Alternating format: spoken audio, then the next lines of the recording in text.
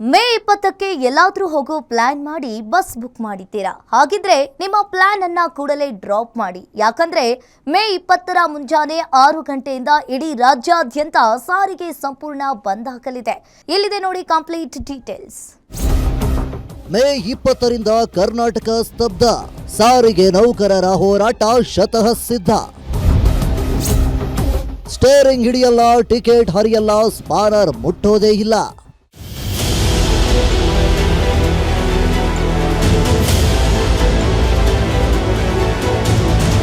ರಾಜ್ಯ ಸಾರಿಗೆ ಇಲಾಖೆಯಲ್ಲಿ ಮತ್ತೊಂದು ಬಿರುಗಾಳಿ ಎದ್ದಿದೆ. ಮೇ 20ರ ಬೆಳಗ್ಗೆ 6ರಿಂದ ಸ್ಟೇರಿಂಗ್ ಬಿಟ್ಟು ಹೋರಾಟಕ್ಕೆ ನೌಕರರು ಸಜ್ಜಾಗಿದ್ದಾರೆ. ವೇತನ ಪರಿಷ್ಕರಣೆಗಾಗಿ ಜಂಟಿ ಕ್ರಿಯಾ ಸಮಿತಿ ಹೂಡಿರುವ ರಣಕಹಳೆಗೆ ಇಡೀ ಸಾರಿಗೆ ವ್ಯವಸ್ಥೆಗೆ ನಡುಗೋ ಸ್ಥಿತಿ ಬಂದೊದಗಿದೆ.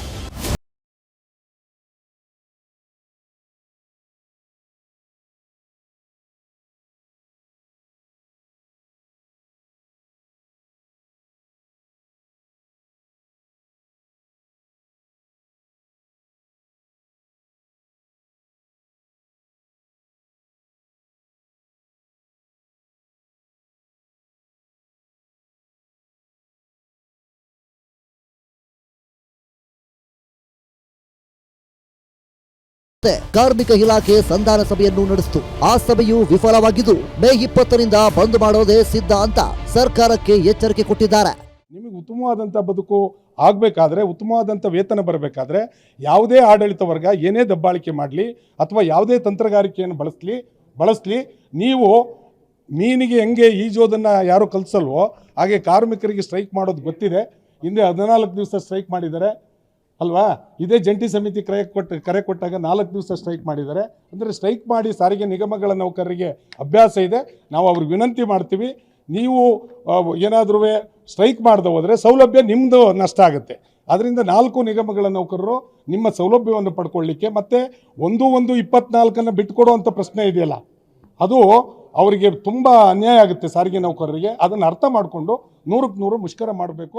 ಒಂದ್ ಕಡೆ ನೌಕರರು ಪಟ್ಟು ಸಡಿಲಿಕೆ ಮಾಡುವುದನ್ನ ಅರಿತ ಸರ್ಕಾರ ನೋ ವರ್ಕ್ ನೋ ಸ್ಯಾಲರಿ ಆದೇಶ ಘೋಷಿಸಿದೆ. ಅಷ್ಟೇ ಅಲ್ಲದೆ ಸಾರಿಗೆ ನೌಕರರಲ್ಲೇ ಒಡಕು ಮೂಡಿಸೋ ಕೆಲಸ ಮಾಡ್ತಿದೆ ಅನ್ನೋ ಆರೋಪ ಕೇಳಿ ಬರ್ತಿದೆ. ಸರ್ಕಾರ ನಮ್ಮ ಒಗ್ಗಟ್ಟನ್ನು ಮುರಿಯೋಕೆ ನೋಡ್ತಾ ಇದೆ, ಆದ್ರೆ ನಮ್ಮ ಹೋರಾಟ ನಿಲ್ಲಲ್ಲ ಅಂತ ಸಾರಿಗೆ ನೌಕರರು ಗುಡುಗಿದ್ದಾರೆ. ಕೋರ್ಟ್ನಲ್ಲಿ PIL ಹಾಕಿದ್ರು ನಾವು ಎದುರಲ್ಲ, ಮುಷ್ಕರ ಖಚಿತ ಅಂತ ಖಡಕ್ ಆಗಿ ಸಂದೇಶ ರವಾನಿಸಿದ್ದಾರೆ. ಅವ್ರು ಕರೀತಾರೆ ಹೋಗ್ರಿ ಅಂತ ಹೇಳಿ ಕಳಿಸಿದ್ರು ಲಾಸ್ಟ್ ಟೈಮ್ PIL ಇದ್ದಾಗ. ಅದರಿಂದ ಕೋರ್ಟು ಯಾವ ರೀತಿ ನಾವು ಹ್ಯಾಂಡಲ್ ಮಾಡಬೇಕು ನಾವು ಮಾಡ್ತೀವಿ. ಬಟ್ ಈ ಬಾರಿ ಏನೇ ಆದರೂ ಯಾವುದೇ ರೀತಿಯ ದಬ್ಬಾಳಿಕೆ ಬೆದರಿಕೆ ಹಾಕಿದ್ರು ಒಗ್ಗಟ್ಟಾಗಿ ನಾವು ಮುಷ್ಕರವನ್ನು ಮಾಡಿದ್ವಿ ಅಂತಂದರೆ ಸರ್ಕಾರ ನಮ್ಮ ಬೇಡಿಕೆಗಳನ್ನ ಉಪೇಕ್ಷೆ ಮಾಡಲಿಕ್ಕೆ ಸಾಧ್ಯನೇ ಇಲ್ಲ. ಅವರು ತಮ್ಮ ಆದೇಶನ ವಾಪಸ್ ತಗೊಂಡು ನಮ್ಮ ಬೇಡಿಕೆಗಳನ್ನ ಈಡೇರಿಸಲೇಬೇಕು. ಅದಕ್ಕೆ ಸಾರಿಗೆ ನೌಕರರೆಲ್ಲ ಗಟ್ಟಿಯಾಗಿ ನಿಂತು ಒಗ್ಗಟ್ಟಿನಿಂದ ಹಲವಾರು ಗೊಂದಲಗಳನ್ನ ಮಾಡೋರಿದ್ದಾರೆ. ಅದರಿಂದ ಯಾವುದೇ ರೀತಿಯ ಒಂದು ವಿಚಲಿತರಾಗದೆ, ಯಾವುದೇ ರೀತಿಯ ಡೈವರ್ಷನ್ಗೆ ಆಸ್ಪದ ಕೊಡದೆ, ಒಮ್ಮನಸ್ಸಿನಿಂದ ಒಕ್ಕೊರಲಿಂದ ನಮ್ಮ ಹೋರಾಟವನ್ನು ಯಶಸ್ವಿ ಮಾಡಬೇಕು ಅಂತ ಹೇಳಿ ಸಾರಿಗೆ ನೌಕರರು ನಾನು ವಿನಂತಿ ಮಾಡ್ಕೊಳ್ತೀನಿ. ನೌಕರರು ಇಷ್ಟೊಂದು ಖಡಕ್ಕಾಗಿ ನಿಂತಿರುವಾಗ ಸರ್ಕಾರ ಸುಮ್ಮನೆ ಕೂತಿಲ್ಲ. ಸಾರಿಗೆ ನಿಗಮಗಳು ಪ್ಲಾನ್ ಬಿ ವ್ಯೂಹ ಎಣೆದಿವೆ. ಒಂದೊಮ್ಮೆ ಸರ್ಕಾರಿ ಬಸ್ ನಿಂತರೆ ಪರಿಸ್ಥಿತಿ ನಿಭಾಯಿಸಲು ಎಲೆಕ್ಟ್ರಿಕ್ ಬಸ್ಗಳನ್ನ ಓಡಿಸೋದು, ಮೆಟ್ರೋಗಳ ಸೇವೆ ಹೆಚ್ಚಿಸುವುದು, ಖಾಸಗಿ ಬಸ್ಗಳನ್ನ ಬಳಸುವ ಕೆಲಸಕ್ಕೆ ಮುಂದಾಗಲಿದೆ. ಸದ್ಯ ನಾಳೆ ಸಂಜೆಯೊಳಗೆ ಸಿಎಂ ಜೊತೆ ಸಭೆಗೆ ಆಹ್ವಾನಿಸಿ ಅಂತ ನೌಕರರು ಹೇಳುತ್ತಿದ್ದು, ನಾಳೆ ಮಧ್ಯಾಹ್ನದೊಳಗೆ ಸಿಎಂ ಸಭೆ ಕರೆದು ಸುಖಾಂತ್ಯ ಕಾಣಿಸ್ತಾರ ಕಾದು ನೋಡಬೇಕಿದೆ. ಉಲ್ಲಾಸ್ ಎಸ್ ಕಿರುವಾಸೆ, ಗ್ಯಾರಂಟಿ ನ್ಯೂಸ್, ಬೆಂಗಳೂರು.